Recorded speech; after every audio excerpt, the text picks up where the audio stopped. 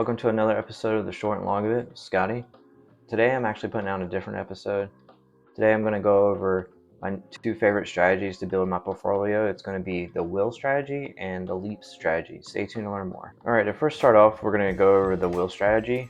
And just like in the name, it is just a will of decisions that we have to make in order to not only sell puts, but also sell cover calls and capitalize on the premium in the time in which we're in those contracts. So to start off, cash secured puts, it's just in the name. You have to have the amount of cash in your account unless you're using margin, which I don't recommend if you're a new trader, enter in this contract. So this is an option seller point of view instead of being a options buyer or an option seller. So the benefit of selling puts and selling options is you don't technically have to be absolutely right. You just have to be right enough. So you're going to sell a cash secure put on any stock or any ETF that your broker supports. So for example, you can sell a cash secure put on the SPY. Say the SPY right now is trading at around 600 after that big sell off on Friday. Say it's at 600 and you're doing your technical analysis and you're looking at maybe the 585 level that you would love to get in at that position. So you can sell a cash secure put on the SPY at 585 strike price for say 28 to 35 days. Some folks go out to 45 days, but that 28 to 35 days is usually the good sweet spot. That way you don't have cash tied up for too long, and then you can move your money around if necessary, if you want to buy stocks outright or change your position to a different stock. So you'll sell cash secure put. What that is the premium will be say $300 for SPY at 585 strike price 30 days out. You'll receive that premium right away. That's yours to keep no matter what happens with the contract.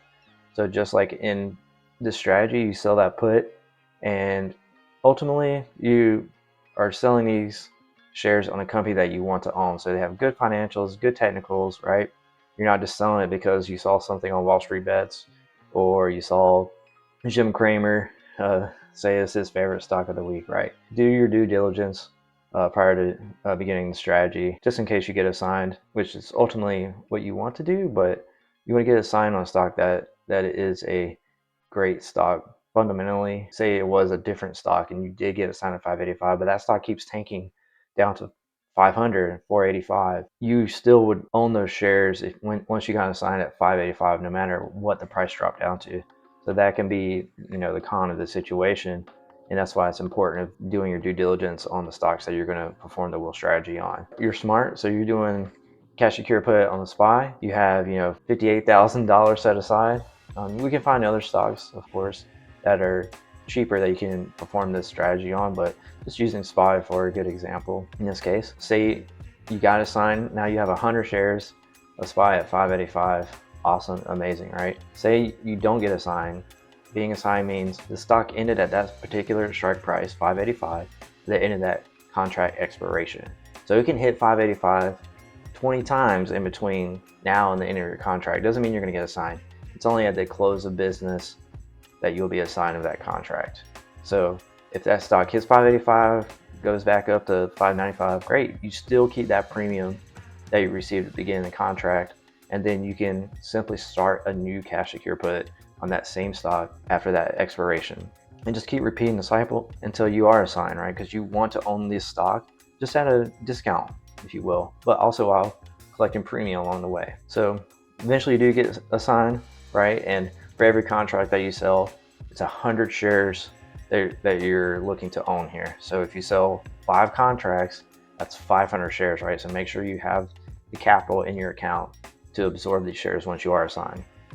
So then once you are assigned, you then continue the will, which will be selling cover calls. So you're selling cover calls, and in the same instance as selling cash secure puts, the strike price that you're going to pick is obviously going to be above the strike that you were assigned at. So you were assigned at 585, let's choose 600, let's choose 605.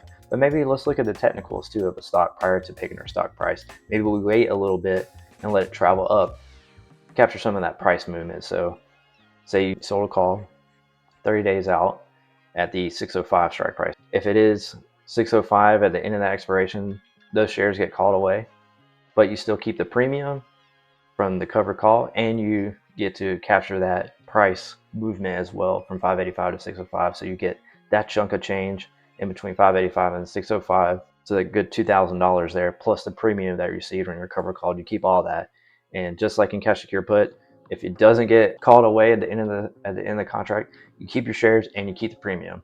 See where I'm going with this? You're stacking cash on the side while also owning the shares and capturing the price movement as well. So once the shares do eventually call away, amazing. You can just restart the process. The key thing here is, say you sold that 605 cover call and the price ends up advancing to 610, 615 on the end of expiration. You don't get to capture that price movement. It's only all the way up to 605. So those shares get called away at the 605 strike, and that's where you capture that price movement while also keeping the premium. So that could be a slight disadvantage, right? You miss out on the extra $10 per share. However, you're collecting enough premium to sort of account for that. I will show you right after this how to go about potentially picking a good spot for cash secure puts and cover calls utilizing technical analysis. I use the Bollinger Bands, I use RSI, and I use the 200, the 50, and the 20-day moving averages to sort of find key areas of support and maybe resistance to where I can sell these contracts. What might be a good place to get in, what might be a good place to get out. Stay tuned. So looking at the SPY here, I'll go ahead and show you guys how I go about doing my technical analysis, finding spots where I may want to own these shares at, and then say I was on the reverse side of this contract and wanted to sell cover calls, and I already own these 100 shares. Due to it being the SPY, we already know what the SPY is, top 500 companies in the US, right?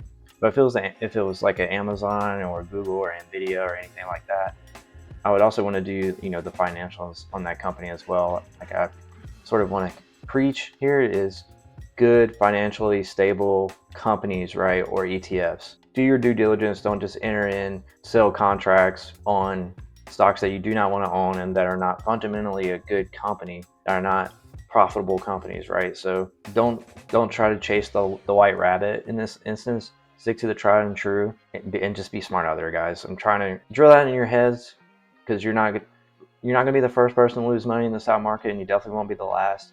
Let's just keep the losses to unlimited, right? So diving into the SPY here, these white lines are the Bollinger Bands, and these are a 2 standard deviation from the mean or from the average of the price, of the average price movement. So typically they try to track the highs and lows of any given stock. So for the SPY in this example, you can see the lows here. Typically, if it ever travels outside the Bollinger Band, it'll come right back up and sort of cruise back to the average, and then maybe even test the upper band, right? So maybe if we're looking for a cash secure put, we want to wait for the stock to get to the lower portion of the Bollinger Band, maybe even testing it, while also sort of trying to align it with some sort of support level, whether it's the 20, the 50, or the 200-day moving average down here.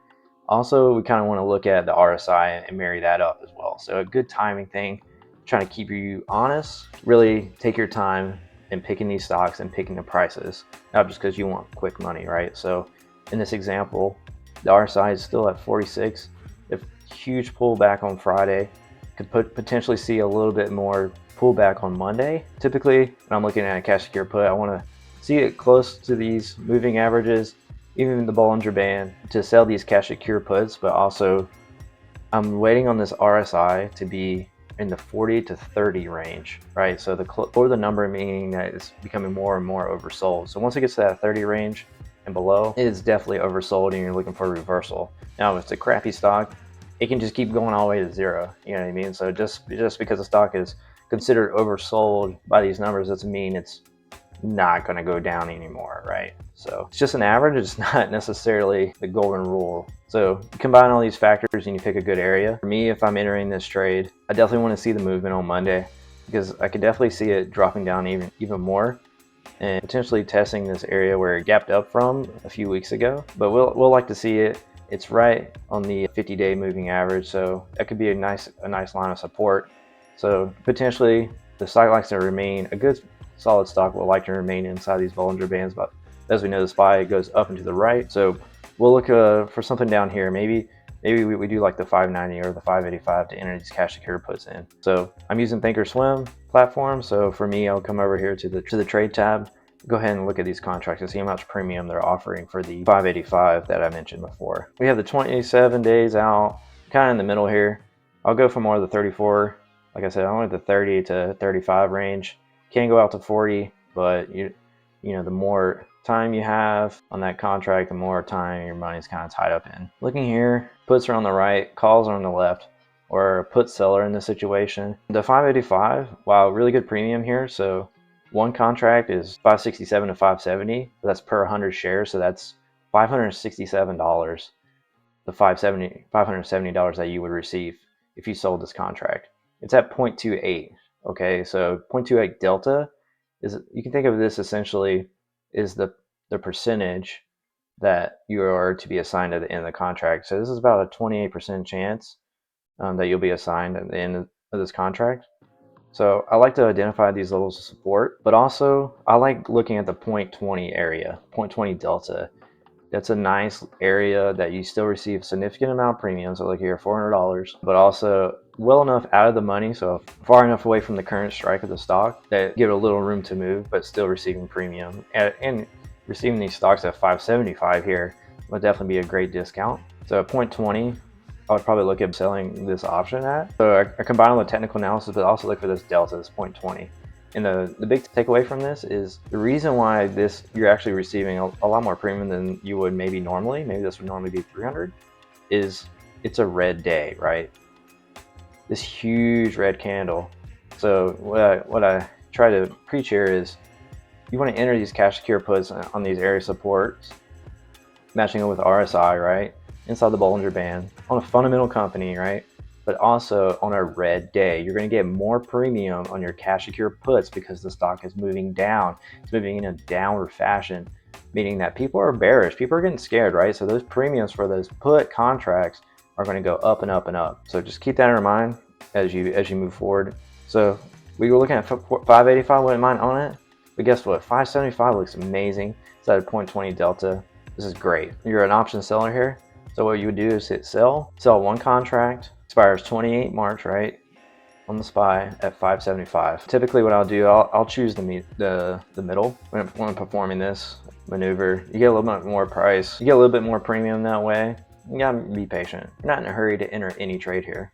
Confirm and send. It's kind of off screen here, but essentially it's telling me I'm receiving, the 405 in profit here, and then I would hit send. We sell this contract, we let it ride, we let SPY do its thing, and if we get a sign, so if it ends at 575 or lower at the end of that contract, at the end of 28 March, so close of business 28 March 2025, if that's at 575 or less, we get assigned those shares. Amazing. This is a discount, as we know. And now we keep our $405, and we turn around, we're going to sell our cover calls. In this instance, we're looking for the same sort of time here, 30 35 days out. So you want to come to your chart here and let's start looking around, like what's a good area that we might want to sell these shares at. So like I said, you have the 20, you have the 50-day moving average, right? And you also have this top of this Bollinger Band. So maybe we'll wait for the stock to accelerate back upwards to sell these cover calls to get a little bit more premium and capture a little bit more price action here. So maybe wait for this SPY to recapture this 20 and 50-day moving average and sell a cover call on a green day. So a cash secure put we sell on red days, sell a cover call on green days because the stock is moving up in price, and therefore the cover calls or call options are going to be more expensive because we're option sellers. That's great for us. We want to sell an expensive contract. So maybe we'll wait for here to sort of recapture these areas and sell. Maybe we sell the 612, right? Maybe the 610. But if it drops down to 575, I mean, the top of the Bollinger Band is probably going to come down a little bit, and it'll probably be around the 605 mark, which is fine. So you capture 575 to 605, in 35 days. And say you sell that for another $400, and now you have $800 in premium, and that's only if you got assigned right on their first time throwing a cash secure put out there.